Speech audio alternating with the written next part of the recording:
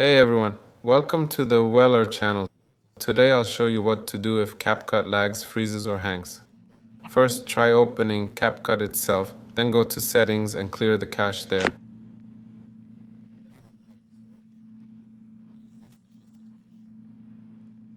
If that doesn't help and a project is still lagging, like this one for example, try trimming a few seconds off the end of the video. This might also work. If that doesn't help either, try going into your phone settings, then general iPhone storage.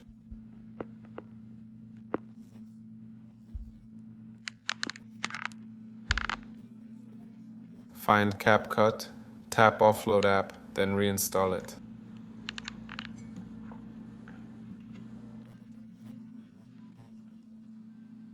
After that, open the app again. That's all for now, folks. Please subscribe, and have a great day. Thanks for watching. Bye.